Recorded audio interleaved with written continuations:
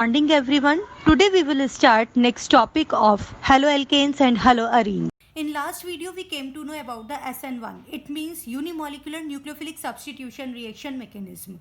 And today we will discuss about the SN2. SN2 means bimolecular nucleophilic substitution reaction. अभी यहाँ पर biomolecular means what, जैसे कि आपने, मैं थोड़ा सा रिकॉल कराती हूँ, SN1 में पढ़ा था.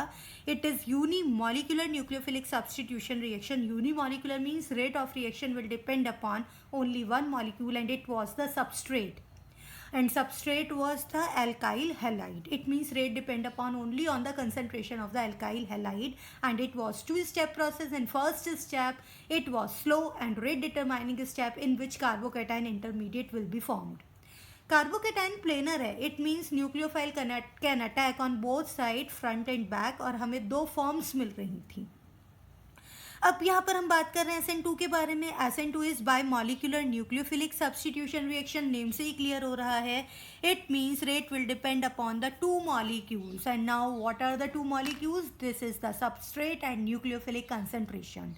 It means rate will depend upon both. Let's suppose I am taking Rx react with nucleophile to give out nucleophilic substitution reaction. It means substrate and nucleophile. On both concentration rate will depend. That's why it is known as bimolecular nucleophilic substitution reaction. So in this case rate of reaction will depend upon both substrate and nucleophile. It means I can write rate is directly proportional to concentration of alkyl halide and concentration of nucleophile. This is. अब यहाँ पर rate दोनों पर ही depend कर रहा है. It means molecularity, it becomes 2 and order again it becomes 2. तो यहाँ पर मॉलिक्यूलैरिटी ऑफ रिएक्शन वो भी 2 है और order of reaction again it is 2. अब नेक्स्ट बात करते हैं सॉल्वेंट की. इस केस में जो सॉल्वेंट यूज होता है this is polar aprotic solvent. Example बताती हूँ like acetone. Acetone is example of polar aprotic solvent. Solvent है, पोलर भी है, because oxygen is more electronegative than carbon and it will acquire partial negative and carbon will acquire partial positive charge, right? But oxygen do not have any hydrogen to release as a proton. It means it is aprotic. Polar तो है but proton donor नहीं है. That's why it is known as polar aprotic solvent. Again, this reaction will takes place in one step. ये जो mechanism है, reaction mechanism है, वो single step में होगा. Very important again. This reaction mechanism will takes place in one step. कैसे हो रहा है अब हम उसके बारे में जरा बात करते हैं. Let's suppose I am taking example of methyl halide. This is methyl halide. अभी क्या हो रहा है, यहाँ पर न्यूक्लियोफाइल का अटैक है. We know that halide, this is again partial negative because carbon and halogen is more electronegative.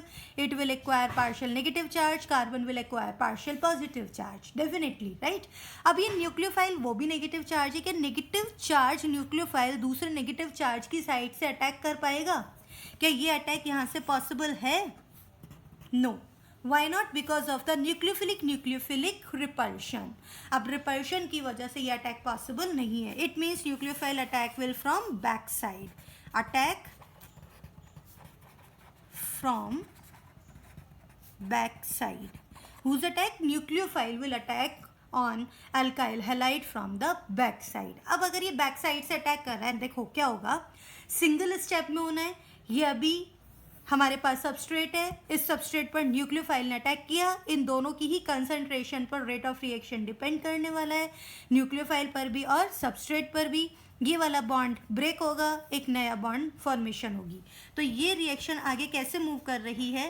Carbon के साथ ये बॉन्ड ब्रेकिंग मीन्स कार्बन और जो एग्जिस्टिंग हैलाइड है उसके mid bond breaking and carbon and new nucleophile in between carbon and new nucleophile bond making. अब यहाँ पर bond breaking, bond making both will takes place simultaneously, एक साथ हो रहा है. मतलब न्यूक्लियोफाइल की कंसंट्रेशन भी डिपेंड कर रही है, रेट न्यूक्लियोफाइल पर भी डिपेंड कर रहा है और रेट सबस्ट्रेट पर भी डिपेंड कर रहा है. Look at this. Now this is transition state. Transition state is pentavalent. Look at this.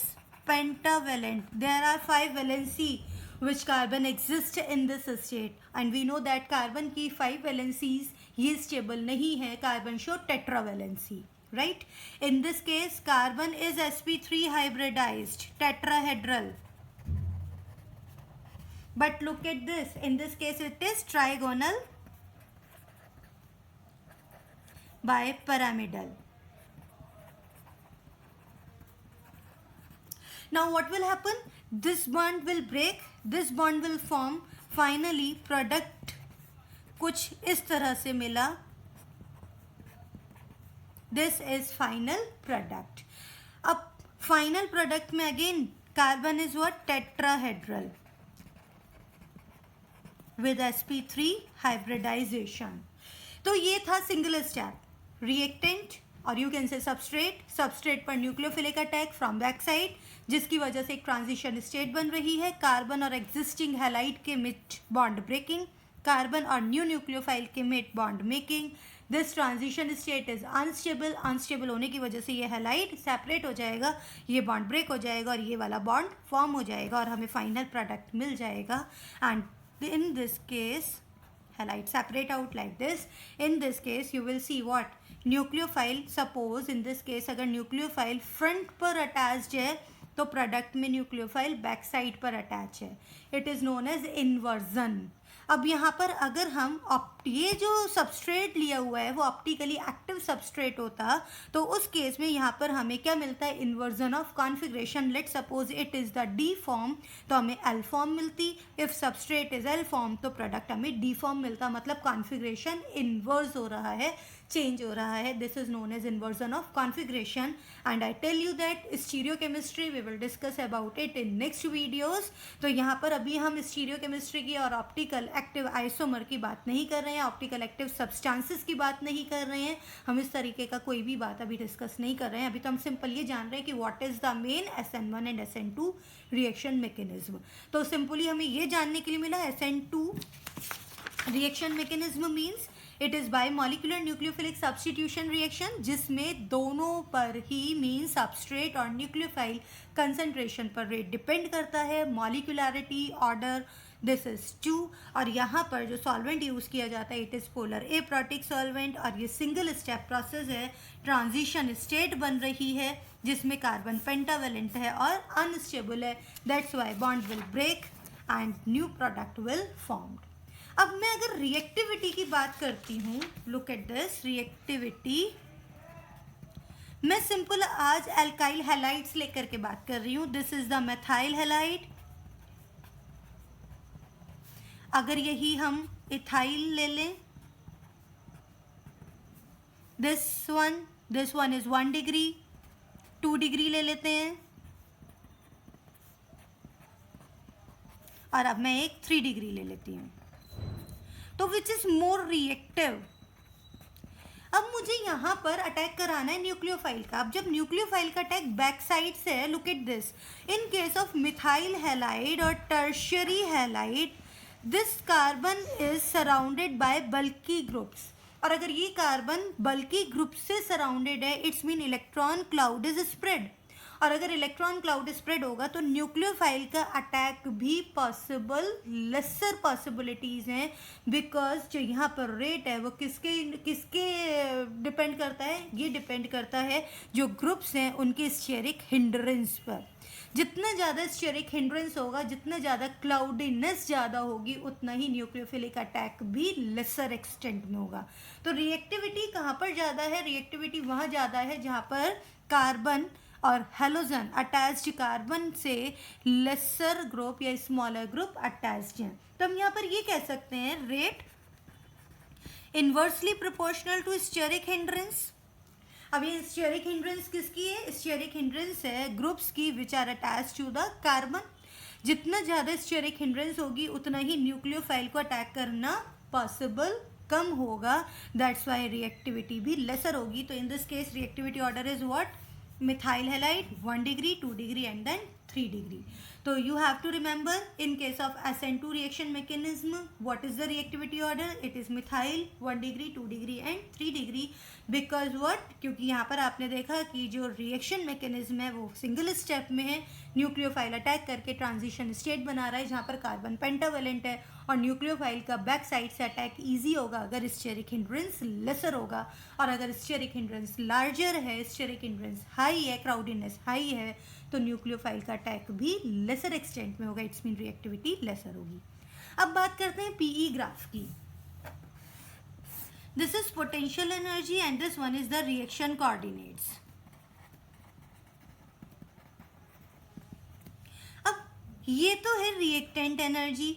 मुझे इस केस में पता है यहाँ पर सिंपल एक ट्रांजिशन स्टेट बनी है, सिंगल स्टेप प्रोसेस है, और ट्रांजिशन स्टेट में bond formation and bond breaking and bond formation दोनों ही हो रहे हैं. It's mean transition state energy will be high, and this is the transition state formation and transition state energy will be high, and finally when product will be formed its energy will be lesser.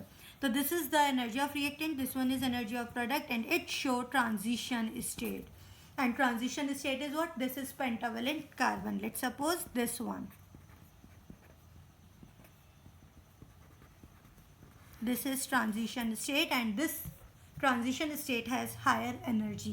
And finally product is this one, nucleophile, methyl nucleophile, and reactant is